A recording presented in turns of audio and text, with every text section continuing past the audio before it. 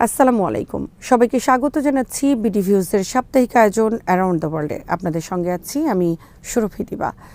একদিকে প্রতিরোধকের নিয়মিত শীর্ষস্তরের হামলায় ব্যাপক ক্ষয়ক্ষতি, অন্যদিকে বৈশ্বিক অঙ্গনে আরও সংকুচিত হয়ে পড়া, সব মিলিয়ে ধুঁকছে ইসরায়েল।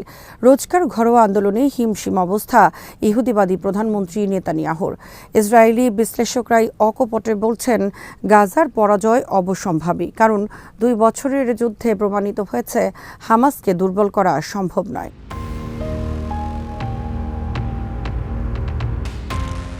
গাজা উপত্যকায় ইসরায়েলি অভিযানের ব্যর্থতা নিয়ে ইসরায়েলি সেনাবাহিনীর গোপন প্রতিবেদন প্রকাশ করেছে ইহুদিবাদী মিডিয়া। এই সপ্তাহে সেনাবাহিনীর একটি অভ্যন্তরীণ নথির অংশবিশেষ প্রকাশ করেছে চ্যানেল 12, যেখানে গিডিয়ন্স চ্যারিয়টস অভিযানের ব্যর্থতার কথা স্বীকার করা হয়েছে। প্রতিবেদনে বলা হয়েছে ইসরায়েল এই অভিযানে সম্ভাব্য সব ধরনের ভুল করেছে এবং যুদ্ধ পরিচালনা করেছে এমনভাবে যা তাদের নিজেদের সামরিক নীতির সঙ্গে সাংঘর্ষিক।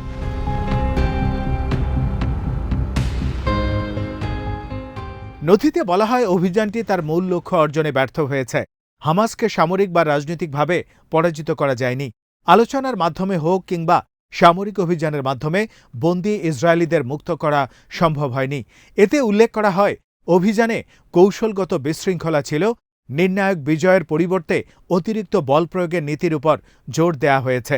প্রতিবেদনে সেনাবাহিনীর সমালোচনা করে বলা হয় কর্মকর্তারা মিশনের সাফল্যের চেয়ে খরচের হিসেবকেই অগ্রাধিকার দিয়েছেন এবং কৌশলগত সিদ্ধান্ত গ্রহণে স্পষ্ট দুর্বলতা দেখিয়েছেন। এই পদ্ধতি এক দীর্ঘ ক্ষয়িষ্ণু যুদ্ধের রূপ নেয়, যা ইসরায়েলি বাহিনীকে ক্লান্ত করে তুলছে এবং আন্তর্জাতিক পরিসরে তাদের অবস্থান দুর্বল করছে। প্রতিবেদনে আরও বলা হয় ইসরায়েলি সেনাবাহিনীর সামর্থ্য পুনর্গঠনের গতি হামাসের দ্রুত পুনরুদ্ধার ও পুনরায় সশস্ত্র হওয়ার তুলনায় উল্লেখযোগ্যভাবে পিছিয়ে ছিল।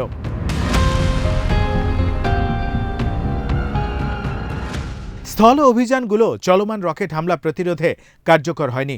অভ্যন্তরীণ এ মূল্যায়নে স্বীকার করা হয়েছে হামাস দক্ষতার সঙ্গে সীমিত সম্পদের ব্যবহার, বাইরের সহায়তা, ভৌগোলিক সুবিধা ও গেরিলা কৌশলের মাধ্যমে টিকে থাকতে সক্ষম হয়েছে। অন্যদিকে ইসরায়েল অসম যুদ্ধের সঙ্গে খাপ খাওয়াতে হিমশিম খেয়েছে এবং প্রায়শই কৌশলগত ও সামরিক লক্ষ্য অর্জনের চেয়ে সেনাদের জীবন রক্ষাকেই অগ্রাধিকার দিয়েছে। এতে পরিকল্পনা ও বাস্তবায়নের ত্রুটিও চিহ্নিত করা হয়, বিশেষ করে মানবিক সহায়তা পরিচালনার ক্ষেত্রে। নথিতে বলা হয় এতে হামাস অনাহার নিয়ে একটি কার্যকর প্রচারণা চালিয়ে যেতে সহায়তা পেয়েছে।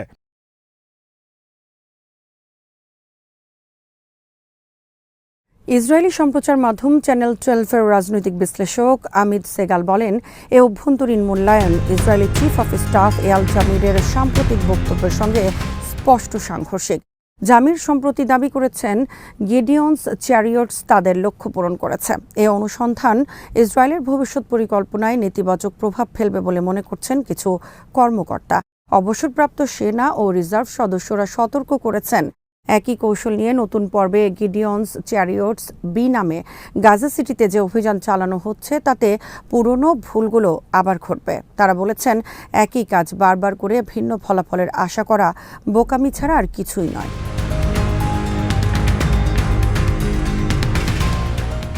ইসরায়েলি সেনাবাহিনীর অপারেশনস ডিভিশনের সাবেক প্রধান ইসরায়েল জিপ এই সপ্তাহে স্বীকার করেছেন ইসরায়েল সামরিকভাবে স্থবির হয়ে পড়েছে, অথচ হামাস তার রাজনৈতিক মতাদর্শিক ধারা এগিয়ে নিচ্ছে। ইসরায়েলি চ্যানেল 12কে দেয়া এক সাক্ষাৎকারে রিজার্ভ মেজর জেনারেল জিপ ব্যাখ্যা করেন গাজায় অনাহারের বিরুদ্ধে হামাসের প্রচারণা সফল হয়েছে। তারা সমগ্র বিশ্বকে নিজেদের পক্ষে টেনে নিতে সক্ষম হয়েছেন। তিনি আরও বলেন, যখন ইসরায়েল কেবল সামরিক অভিযানে আটকে আছে, হামাস তখন তার বিকল্প স্কুল অব থট দাঁড় করিয়েছে।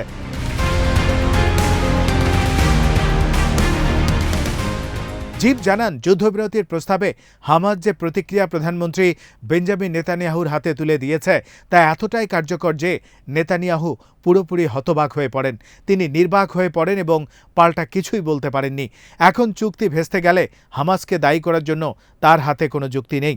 জেনারেল জিপ সতর্ক করে বলেন, গাজা সিটিতে সম্প্রসারিত সামরিক অভিযানে ইসরায়েলের সামনে এমন রাজনৈতিক চ্যালেঞ্জ এসে দাঁড়াবে যা তার পক্ষে সামাল দেয়া সম্ভব হবে না।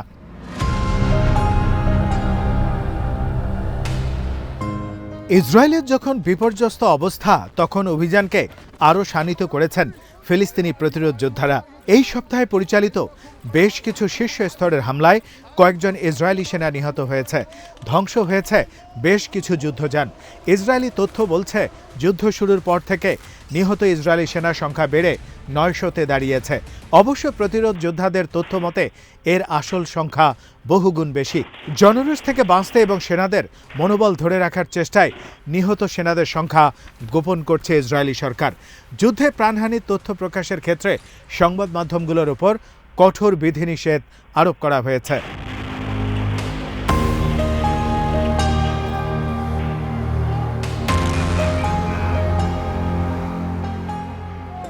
ফিলিস্তিনের সমর্থনে এ সপ্তাহে ইসরায়েলে কয়েক দফা ক্ষেপণাস্ত্র ও ড্রোন হামলা চালিয়েছে ইয়েমেনের হুথি আনসারুল্লাহ।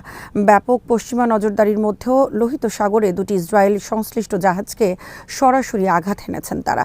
সপ্তাহের মাঝামাঝি সময়ে একদিনেই গুরুত্বপূর্ণ 5টি ইসরায়েলি লক্ষ্যবস্তুতে আঘাত হানে হুথি সমর্থিত সশস্ত্র বাহিনী।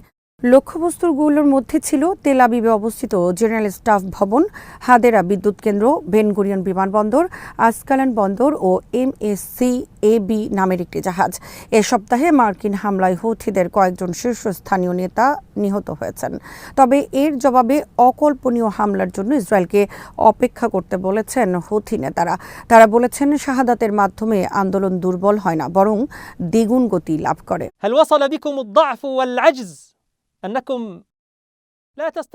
হামাসের সামরিক শাখা আল কাসাম ব্রিগেডসের মুখপাত্র আবু উবায়দা এই সপ্তাহে বলেছেন, ইসরায়েলি সেনারা গাজা সিটি দখলের যে পরিকল্পনা নিয়েছেন তার জন্য তাদের ভয়াবহ রক্তমূল্য দিতে হবে।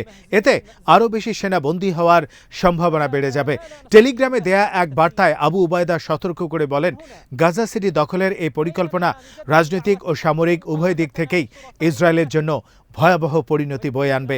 তিনি জোর দিয়ে বলেন, আল কাসামের যোদ্ধারা সম্পূর্ণ প্রস্তুত, তাদের মনোবল অটুট এবং তারা বীরত্ব ও দৃঢ়তার অসাধারণ উদাহরণ প্রদর্শনে তৈরি, যাতে দখলদারদের কঠিন শিক্ষা দেয়া যায়। তিনি বলেন, যুদ্ধাপরাধী নেতানিয়াহু এবং তার নাৎসি মন্ত্রীরা ইচ্ছাকৃতভাবে এবং জেদের বশবর্তী হয়ে জীবিত বন্দীদের সংখ্যা অর্ধেক করার সিদ্ধান্ত নিয়েছেন এবং অধিকাংশ বন্দীর লাশ চিরতরে গায়েব করার পরিকল্পনা করেছেন।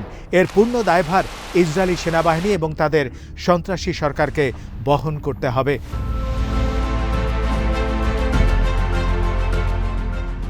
মিশরীয় রাজনৈতিক বিশেষজ্ঞ মাহমুদ সুলতান বলেছেন, ইহুদিবাদী ইসরায়েল ক্রমেই পতনের দিকে যাচ্ছে এবং আন্তর্জাতিক অঙ্গনে এর বিচ্ছিন্নতা বাড়ছে। তিনি উল্লেখ করেন, ফিলিস্তিনিদের বিরুদ্ধে ইসরায়েলের অমানবিক ও পৈশাচিক কর্মকাণ্ড যত বাড়ছে, বিশ্ব সম্প্রদায়ের মধ্যে তাদের বিরুদ্ধে বর্জন নীতি ততই জোরদার হচ্ছে। এই প্রসঙ্গে তিনি তুরস্কের সাম্প্রতিক সিদ্ধান্তের দিকে ইঙ্গিত করেন, যেখানে দেশটির সরকার ইসরায়েলের সঙ্গে সব ধরনের অর্থনৈতিক ও বাণিজ্যিক সম্পর্ক ছিন্ন করেছে এবং ইসরায়েলি বিমানের জন্য আকাশসীমা বন্ধ করেছে।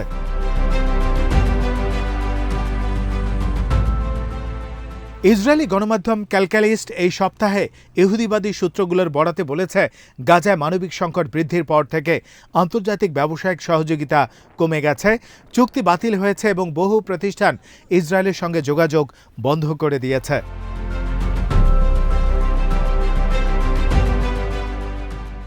আন্তর্জাতিক বিনিয়োগ তহবিল ও ব্যাংকগুলো ইসরায়েলি কোম্পানির সঙ্গে সহযোগিতা স্থগিত করেছে। পাশাপাশি আন্তর্জাতিক প্রদর্শনী ও সম্মেলন থেকেও ইসরায়েলকে বাদ দেওয়া হচ্ছে। নীরব ও ক্রমবর্ধমান বয়কট ইসরায়েলের প্রধান শিল্প উচ্চ প্রযুক্তির কোম্পানিগুলোর ওপর উল্লেখযোগ্য প্রভাব ফেলছে। রাজনৈতিক বিশেষজ্ঞরা মনে করেন, ক্রমবর্ধমান এই বিচ্ছিন্নতা প্রমাণ করে বৃহত্তর ইসরায়েল প্রতিষ্ঠার স্বপ্ন এখন ইসরায়েলের জন্য ভয়াবহ দুঃস্বপ্নে পরিণত হয়েছে। তাদের মতে যুদ্ধক্ষেত্রে নয়, বরং কূটনীতিক ও বিশ্ব অর্থনীতির ময়দানে ইসরায়েলের ভবিষ্যৎ নির্ধারিত হবে, আর সেই ময়দানেই ইসরায়েলের সহযোগীরা প্রতিদিন হাত গুটিয়ে নিচ্ছেন। বিশ্বের শীর্ষ গণহত্যা গবেষকদের সংগঠন international association of the genocide scholars বা IAGS এই সপ্তাহে ঘোষণা করেছে গাজায় ইসরায়েল গণহত্যা চালাচ্ছে। জাতিসংঘ 1948 সালের গণহত্যা কনভেনশনের সংজ্ঞা অনুযায়ী ইসরায়েলের কর্মকাণ্ডকে গণহত্যা হিসেবে চিহ্নিত করে তারা একটি প্রস্তাব পাশ করেছেন। 3 পাতার ওই প্রস্তাবে সংগঠনটি ইসরায়েলের 22 মাসব্যাপী যুদ্ধকালীন কর্মকাণ্ডকে গণহত্যা, যুদ্ধাপরাধ ও মানবতাবিরোধী অপরাধ হিসেবে উল্লেখ করেছে।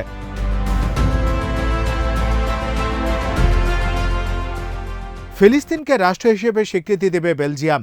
দেশটির উপপ্রধানমন্ত্রী ও পররাষ্ট্রমন্ত্রী ম্যাক্সিম প্রেভেট এই সপ্তাহে জানিয়েছেন, এই মাসের শেষের দিকে জাতিসংঘের সাধারণ অধিবেশনে ফিলিস্তিন রাষ্ট্রকে স্বীকৃতি দেবেন তারা। এছাড়া চীন, ভারত, রাশিয়া, ইরান সহ 10টি দেশ নিয়ে গঠিত সাংহাই সহযোগিতা সংস্থা বা SCO গাজায় বেসামরিক লোক হতাহতের ঘটনা এবং মানবিক বিপর্যয় ঘটানো ইসরায়েলি কর্মকাণ্ডের তীব্র নিন্দা জানিয়েছে।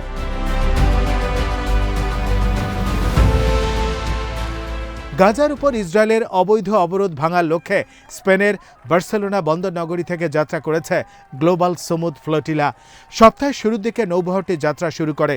সে সময় ফিলিস্তিনের বিপুল সংখ্যক শুভাকাঙ্ক্ষী নৌবহরকে বিদায় জানান। বহরভুক্ত নৌযান ফ্যামিলিয়া থেকে মরিসিও মোরলেস জানিয়েছে, অবিশ্বাস্য সংখ্যক মানুষ উপস্থিত হয়েছিলেন। এত মানুষ বিদায় জানাতে আসবেন আমরা ভাবিনি। সবার মনোবল তুঙ্গে। যাত্রার কয়েক ঘন্টা আগে সুইডিশ মানবাধিকার কর্মী গ্রেটা থুনবার্গ সহ কয়েকজন বিশিষ্ট ব্যক্তি ফিলিস্তিনিদের বিরুদ্ধে ইসরায়েলি গণহত্যা নীতির তীব্র নিন্দা জানিয়ে অভিযানে যোগ দেন।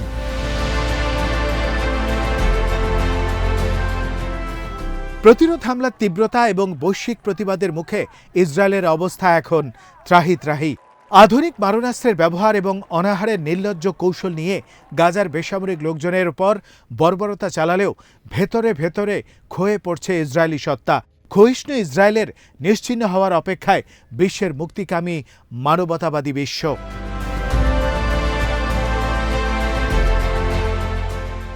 আজ এখানেই শেষ করছি। সবাই ভালো থাকুন, সুস্থ থাকুন আর দেখতে থাকুন BTV নিউজ। চ্যানেলটি ভালো লাগলে সাবস্ক্রাইব করুন। সংযুক্ত থাকুন আমাদের ফেসবুক পেজে। আল্লাহ হাফেজ।